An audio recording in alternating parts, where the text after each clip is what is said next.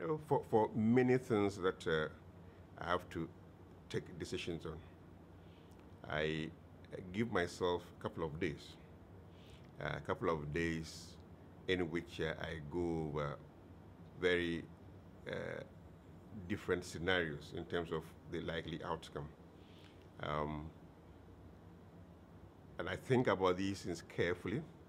I think about them at night. I think about them in the morning when I wake up. Um, it may take me a couple of days before I finally decide this is how I would like to resolve this particular issue.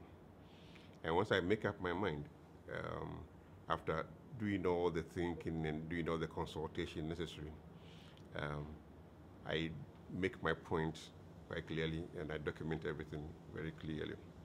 So even though there are things that I may resolve impulsively, for many important things regarding the university and its management, I take my time in arriving at a decision. And I do this by thinking, and I do this by consulting people. I may make several phone calls to different. I always tell them I'm not obliged to take your suggestions or your advice, but I do respect them. And where I find myself in a situation where I have to take a decision contrary to the advice I've received, I always feel obliged to explain to whoever gave me the advice why I can't take the advice. And I say, well, even though I didn't take your advice this time, there's a very high likelihood that next time I will take your advice. So don't stop giving me advice. I do get lots and lots of advice on many things that I do. Yeah. I thrive largely for being able to consult people. But when I do make a decision, it's very decisive. I don't like being seen to be sitting on the fence.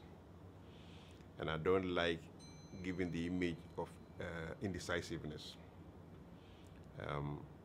I also like people to appreciate that I have to reflect on things carefully. But shouldn't take too long in doing that. So very little stays for too long with me. Every morning that I walk into my office, I see a pile of files that have to be dealt with. And I make sure I go through each one before the end of the day. So nothing gets left on my desk for several days unattended.